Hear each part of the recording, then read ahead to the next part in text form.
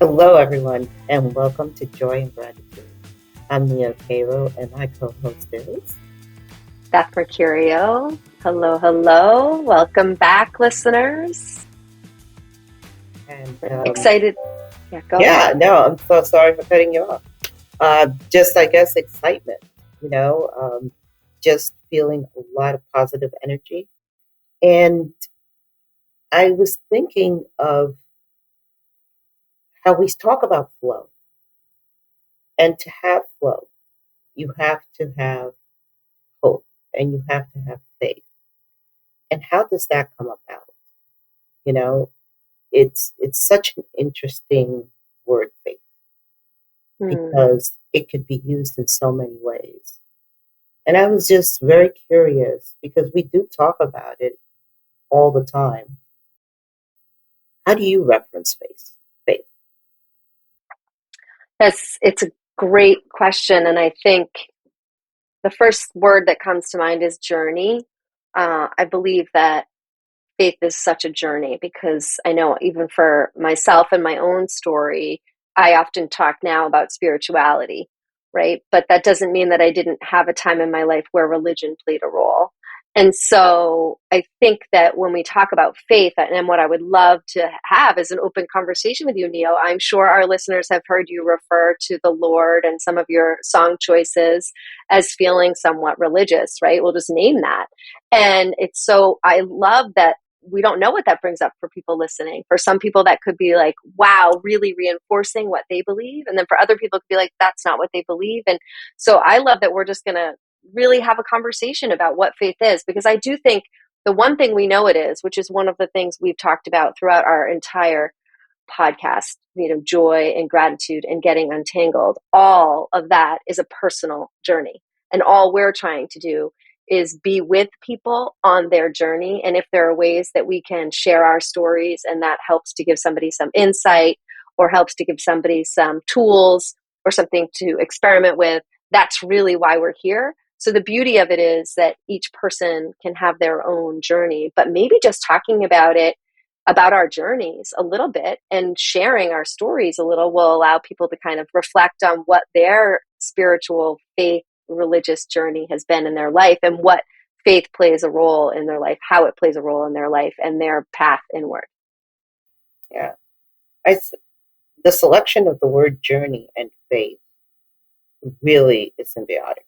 And that's because faith changes in your journey of life due to the It so does. Yeah. experiences that you have. Um, Being very open about mine, um, I am not religious. I'm actually anti-religious. And I know that may seem, however, I love God. I love Jesus. I consider myself a Christian. I read the Bible, but I believe in following the footsteps of Jesus. And to be as more as he was, the closer I can be to that example, the more I am fulfilled as a person. And faith has been a major part of my life because of that's been a contributor to how I've overcome my struggles and my trauma. However, religion is not for me, and this is very personal, um, something that I go towards. And the reason for it is I was burnt by religion. You know, Mm. I was when I had my stroke and I came out of the stroke and I was going through that rehab journey. I had a pastor that decided, without ever talking to me, had made all these assumptions about me. And I went to church one day and he had the audacity to stop me before I went up into the main room and said, "Oh, we don't want you here anymore." And he started making all these accusations, which actually were not true. But he never talked to me. He never had even checked in on me while I was going through my recovery of a stroke. And he basically said, well, if you go into the main room, we're going to have you physically removed. I, I'm so sorry, Neo. I can't even imagine And what that must have yeah, felt like. and it happened based on just insane rumors and things that I was shocked. I mean, what he was saying was so foreign to me. I was trying to recover and take care of a 9-year-old kid. And he was telling me I was doing all this stuff. And, and I said, you do know I just had a stroke, and the last 3 months I've been in recovery. What are you talking about? And that told me that that's what happened when you follow man and the rules that men create. And I use man as man and woman. It could be, it doesn't matter. When you follow a human and you don't follow the teachings of God, who was all inclusive, who was loving, who was trying to lift people up, and was trying to do the right things by people. So I said to myself instead, okay, that's not the place for me, but I didn't reject God. I decided to really focus on reading the Bible, understanding the Lord myself, educating myself, and not have someone else tell me what being a Christian was. That doesn't mean I don't walk That into a church. It just means that I don't follow man. I I love that, and I have to share with you. I've never how beautiful that I'm hearing this as the listeners are for the first time, and I've never really heard anybody say something like that. And I'm sitting here listening to my own presumptuous kind of mindset around, because you had mentioned in prior podcasts the Lord. I was like, oh, she's religious, look at that. Like I automatically just assumed that because you believed in God and the Lord plays an important role in your life, that you therefore had embraced some sort of a religious lifestyle. And look at that. That's amazing learning. So aren't we always learning? I'm now going like, well, that's really not okay that you just created that judgment before even asking. Because what you're saying, I actually really rings true. Because when I say that I'm spiritual, I actually am realizing I don't really know what that means, other than I think it's pretty close to what you're saying, which is I try to strive to be a human that is compassionate and kind and loving. And sure, I look to what I would call guides. So for me, a guide can be like an ancestor. Like I believe in spiritual guides. Like I Mhm. do believe in that. So you could call that a god, you could call whatever you want. Like I believe there are people that are Oh, yeah. overseeing some of my life in some way, a higher power. There's a million things we could call it. I do believe that, but I also believe that I have guides still right here on earth, right? So the authors that I read, that I am amazed by, that keep me focused. I've mentioned Pema Chodron, right? She's Buddhist. That's Hmm. one element of my spirituality, right? John Kabat-Zinn, another element of my spirituality. So that I bring in current guides that I consider to be authors or people that I learn about that I'm really moved by, that help me to continue to show up as the human that does practice those things that we've heard about in religion around, how to show up and help other humans, etc. So for me, this is this incredible moment where I'm realizing like how beautiful, if whatever it is, we're all really trying to have our journey include showing up as humans that are kind to each other, that build community with each other, that love each other, that support each other, all of the things that really will make us lift us up and make us a better, you know, society, really. And I love that idea. And I let's just keep talking about this because I want people to feel like whatever it is, we don't actually care. What do we have to label it? Because I don't think we need to label it if That's we all it. just have it. That's it. It's the lack of label. I don't want a label. I don't want to be labeled. And when I said don't follow human, what I meant was a particular religion or sect that is telling you that to be a Christian you have to not wear lipstick, and uh, that has all these rules that don't align with the Bible, right? Don't align with most theology, but are self-imposed. That's what I'm saying no to. But one thing I do love is the way that my higher power uses people and uses different genres to actually teach me and to set the example. You know, my husband and I took this incredible trip to Greece and Turkey, and we spent a lot of time in Istanbul.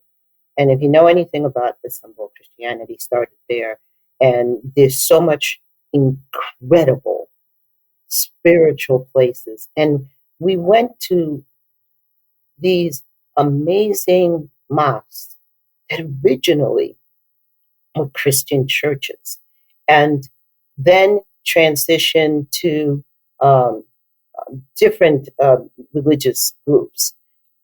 But while we were there, we were in some services, and there were Christians, there were Jewish, there were Hindi, there were every religious that group that you could think of were all gathered together, and there was such respect and there was such love. I was blown away. That energy, that energy comes from a higher power that teaches us how we're supposed to behave, how we're supposed to treat each other, and that's what I migrate to. So yes, I love yoga. All right, I don't like doing yoga, but I like the concept of yoga. It's too slow for me. That's Um, that's awesome. but I still go to yoga centers because I really like being around people that have stopped and are looking inward and are really working at being a better person and treating each other with respect. And, I do believe in energy. I actually Mm, got my certification as an energy um, uh, practitioner, and I believe in chakras because your body is, and this world is based on energy. mhm. And so I am not monolithic. I really believe that God created all these things so that we could have options and we could navigate life in what's right for us at the time. Because I find that there is no person that their faith has been steady like this. Faith goes up No. and it comes down, and it's very situational. But reality is, when you have the skills, you can hone into it and use it and help you ground yourself and move forward. Yeah, and as we're sitting here, I'm getting really curious about why we don't talk about this more. And maybe you do, but I will say, I have a community. I've clearly am focused on building communities right now and leaning on other people, sharing with other people. And this topic never comes up. It's almost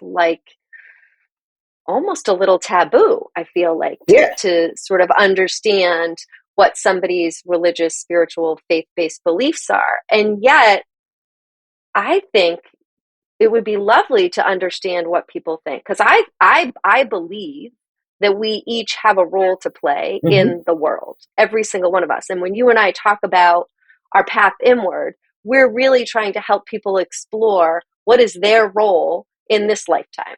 What is it that they can bring? We've talked about gifts. And I know you and I know what that means. We're saying you have a role or you have gifts to bring to this world in this lifetime. And how do you access that to make sure that you're doing those things for the world, right? To being in service to others in the way that only you can, right?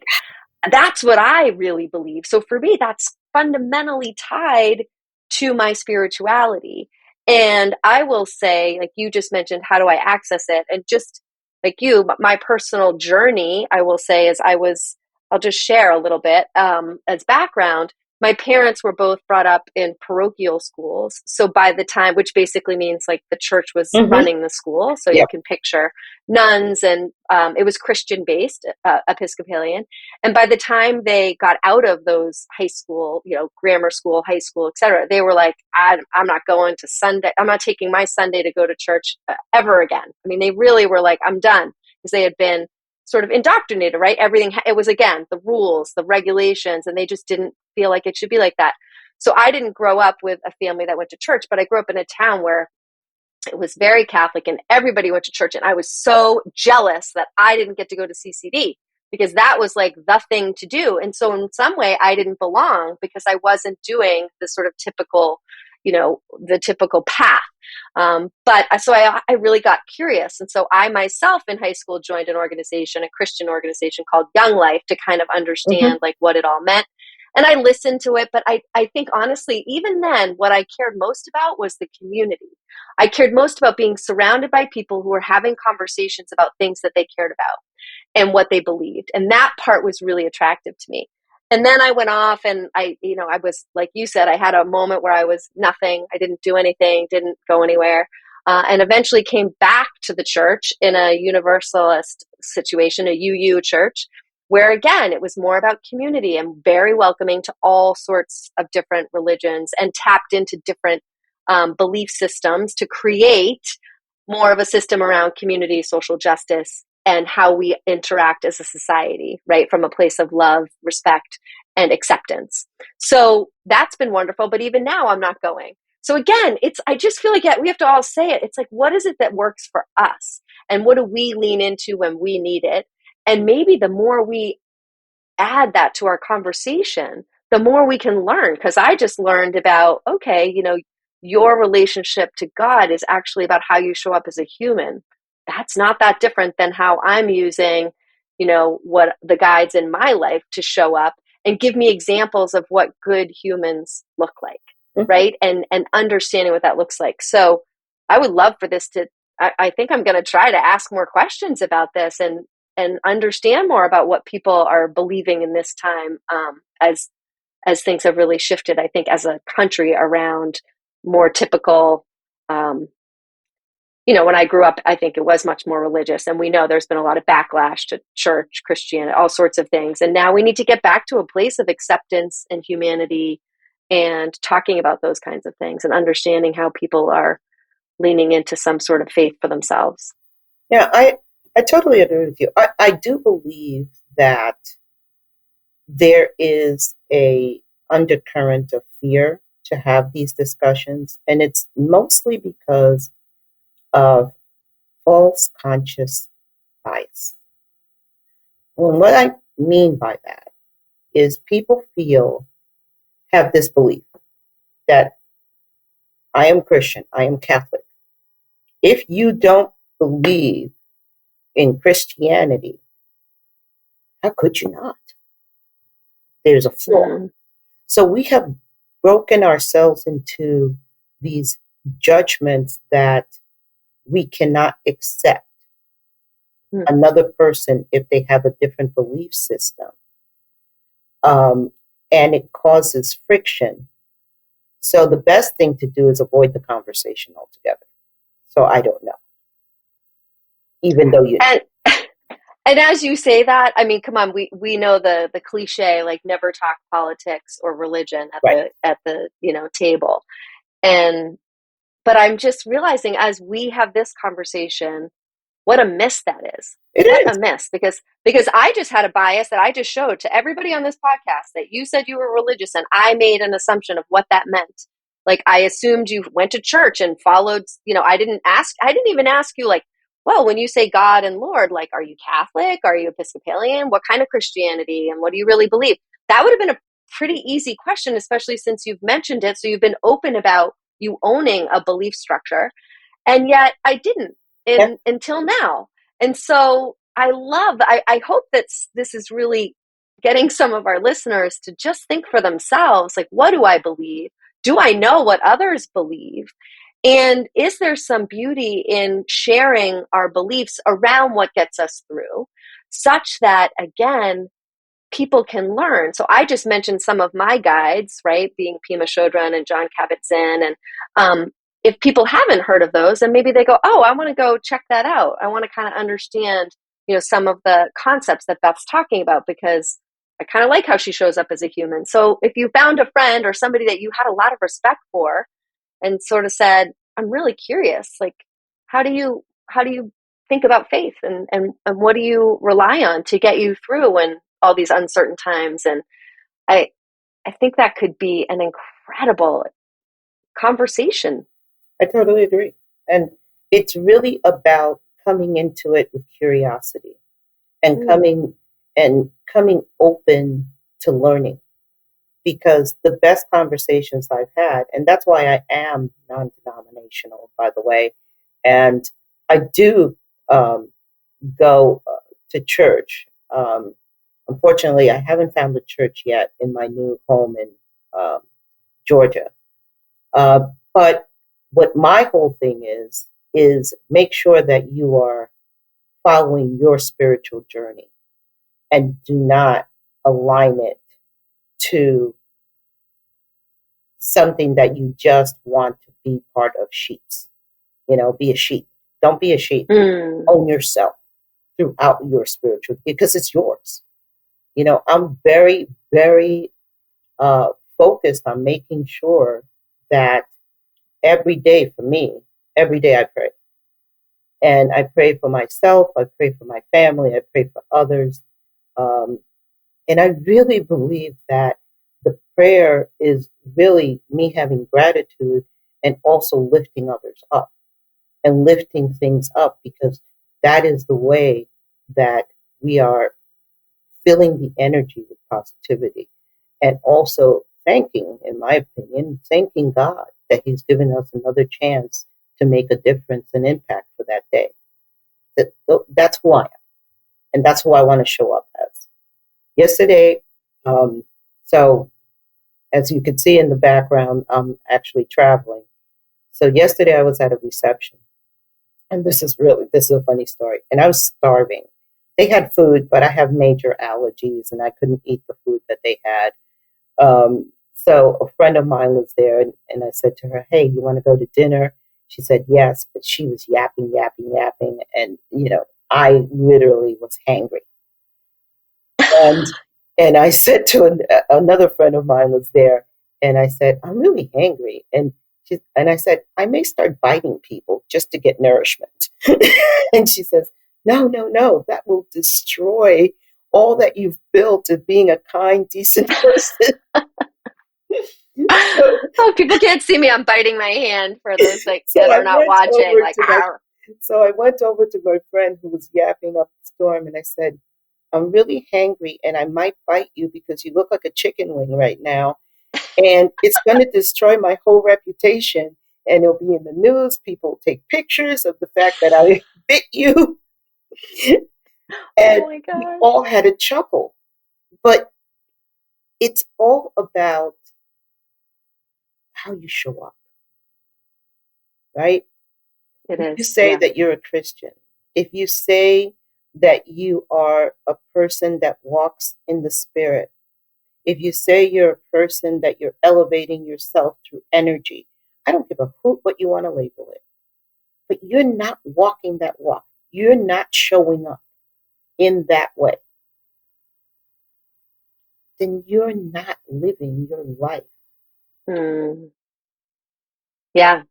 And one of the things that I think is really important that we've just sort of touched upon, but this idea, so you just mentioned being hangry, and you knew there was like a moment where you were going to stop being the human you wanted to be for a very physical reason, which I kind of love because we know that's like a physical need. But this idea that we continue to come back to around resourcing ourselves, to me, it's also directly related to faith. So you mentioned not yet finding a church. I know that I have an incredible friend. She's an interdenominational minister, and she's really focused on bringing church to the streets because, like you said, it's not necessarily the building, it's the community. It's the structure that provides somebody an ability to belong and be with humans and have an ability to do kind things and show up for each other. And for me, the space can matter. So I also want to say, in some ways, it can be church on the streets. In other ways, it could literally be the structure that I went to here in my town was more important to me than what was being said. It was my Mm, time in a space that really nourished me and allowed me to think about, how did I act last week? Like, was I kind? I wasn't really that kind. Could I have been kinder? Could I have showed up differently? So in a way, I think that's the other thing that our listeners can really think about. Nature could, nature can be very spiritual and provide that kind of environment for people to really understand how they're showing up and reflect. And so maybe in some beautiful ways, the other piece of it comes back to what we talk about, our ability to reflect, our ability to really say, how are we showing up? And did I show up as the human I wanted to? And if not, why not? And what will I do differently the next time? For me, all of that is kind of encompassed in faith and spirituality. And it's giving myself the ability to resource that part of myself in a place that's calm, supportive, etc. And that changes for me too. At one point, it was a church, a building that I went to, and I loved it, and it made me just be able to do that. Now, right now, it's nature for me. Now I don't need a structure. I need actually no structure to be able to really start to do some of that. And so I think, and I'm just going to share one quick story, which is this idea of like resourcing ourselves. I in a time where I was sort of struggling and trying to figure things out, I was listening to some music in New Orleans, music, Nio, and I was watching this live band, and they were just like so soulful. It was like unbelievable, and they were reaching what I considered like deep places within themselves. And I got to witness that and watch what music was allowing them to do. And I was thinking about it, and I was like, gosh, it's so gritty. It's like gritty. The word grit just kept coming to me. I'm like, they're being so gritty. And yet there's like some peacefulness to it because they're gaining something from going deep inside themselves. And so I was like, gosh, it's like gritty, peaceful soul is the way I was describing it. I was like, this experience was gritty, peaceful soul. And in the same time frame, I bought myself this incredible piece of art, um, and and for people that can't see her, she's just this like beautiful woman mm. holding her heart, looking up to the sky, and I just like adore her, from this incredible artist in Asheville. And I was waiting to like name her, and I said, you know what? I think she's gritty, peaceful soul. And my coach said to me at the time, do you know what you just said? And I was like, well, I called her gritty, peaceful soul, and she's like, she's your GPS. She's my GPS. And so I share that story because it's still mind blowing to me that my gritty, peaceful soul, who sits on my, so again, my faith in spirituality is this woman welcomes me every day and reminds me to stay heart centered, to lead from heart, to give to others, to be in service of others. And when I am doing all of that, I am following my personal GPS. What a wonderful way for us to transition to what is the essence of this time that we spent. And that gritty, peaceful soul, that GPS, she is beautiful. And I love the Thank way you. that she's looking up into the sky. And that immediately brought me into thinking of what are the joy notes for this session.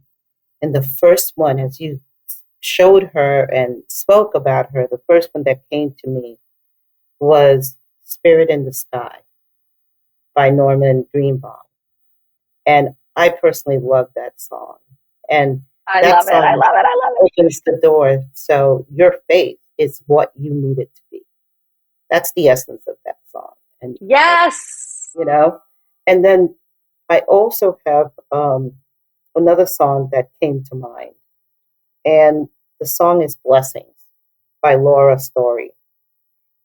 And there's a line in the song that says, what if your blessings came through raindrops? And in a way, that's what faith is about, is gathering those raindrops and making us come into hope, seeing what's not there, but knowing it's obtainable and that we can get there in the midst of not having anything in front of you, having a vision of hope and leading yourself through. So I want to see what the gratitude rocks have to say. I know. So do I. So do I. Okay. So for listeners, I'm making lots of noise so you can hear all of the rocks in the bag.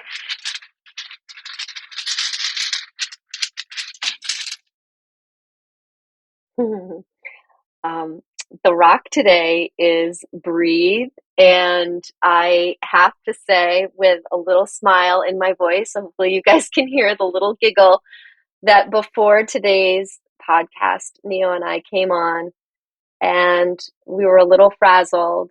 And we were told very kindly to breathe before we started. So, of course, our word is breathe. And I think it's super appropriate as we talk about really letting our faith be whatever it needs to be, that we breathe into that, that we continue to slow ourselves down, which is what breath and breathing does really effectively, as a reminder, and just allow for ourselves to connect with ourselves and with each other around this topic. And I encourage our listeners to go explore and play and maybe have some conversations about this incredible topic. What a perfect rock. Let's breathe together. Let's breathe into our flow of joy and gratitude, and we will catch you on the flip side in our next section. Thank you. Thank you.